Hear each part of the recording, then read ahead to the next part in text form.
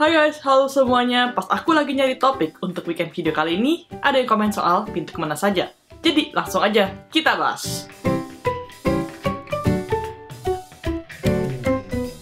Mungkin gak sih kita buka pintu ini, terus kita langsung nyampe ke tempat yang kita mau? Untuk video kali ini, aku bagi menjadi 3 kemungkinan. Yang pertama, kita buka pintu ini, terus kita langsung bergerak dengan kecepatan cahaya menuju tempat yang kita mau tuju.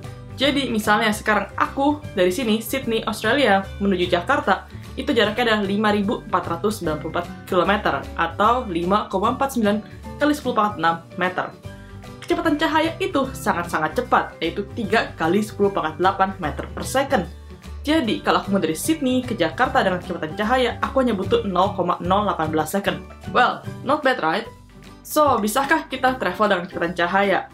Jawabannya untuk sekarang adalah nggak bisa. Ingat persamaan yang sangat terkenal yaitu E sama dengan mc². Untuk bergerak dengan kecepatan cahaya dibutuhkan energi yang sangat-sangat besar, dan itu masih nggak bisa. Sekarang yang kedua adalah masalah percepatan. Kalau kita dari diam, terus langsung menuju kecepatan cahaya, itu percepatannya sangat-sangat besar. F sama dengan M kali A, hukum Newton. Jadi kalau percepatannya sangat besar, gaya yang bekerja akan sangat besar. Dan tubuh kita tidak akan bisa menahan gaya ini. Dan kita bakal hancur. So, intinya kita nggak bisa travel dengan kecepatan cahaya. Oke, kemungkinan yang kedua, kita buka pintu ini, kita langsung teleport. Teleport artinya apa? Berarti kita langsung pindah tanpa ada pergerakan di ruang fisikal ini. Dan teleport ini udah bisa dilakukan pada tingkat partikel. Saintis udah ngelakuin teleport untuk partikel cahaya atau foton.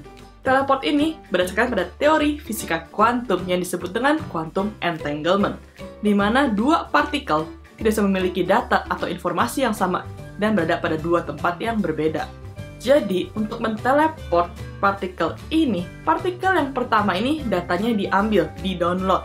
Habis itu, partikel ini harus dihancurin dan direkonstruk di tempat yang baru.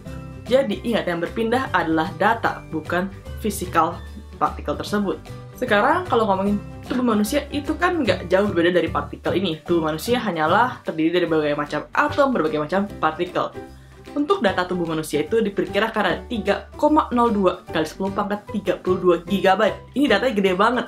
Dan kalau kita mau mendownload data dari tubuh manusia ini untuk direkonstruk kembali, diperkirakan akan dibutuhkan 4,5 kali 10 pangkat 18 tahun. Intinya untuk zaman sekarang, kalau kita mau pergi kemanapun, naik pesawat tetap lebih cepat. Oke, jadi untuk zaman sekarang, teleport ini masih nggak bisa.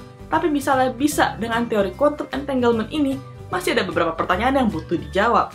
Ingat, tadi yang di-download itu dan dipindah itu adalah data. Jadi pertanyaannya adalah, apakah kamu di tempat yang baru sama dengan kamu di tempat yang lama? Terus misalnya ada masalah kedua, yaitu mesin teleport atau pintu kemana saja ini rusak. Apa yang terjadi? Apakah kamu hanya akses sebagai data digital dan kamu meninggal? Atau bagaimana? Oke, kemungkinan yang ketiga. Kita buka pintu, terus kamu pakai VR aja. Tahu kan VR? Nah, kalau kalian belum pernah nyoba VR ini kan benar-benar nempel di mata kita, jadi kita berasa ke suatu tempat yang baru. Jadi, taruh VR, langsung aja taruh foto atau video tempat yang kamu pengen tuju, dan kamu akan berasa ada di sana.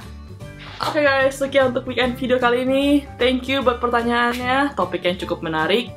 So, kalau kalian masih punya pertanyaan atau komen, langsung komen di bawah. Dan, misalnya ada pintu kemana saja, kalian tuh mau langsung pergi kemana? Anyway, terakhir, jangan lupa like dan jangan lupa subscribe biar gak ketinggalan video-video berikutnya. So, I'll see you guys on the next video. Bye-bye!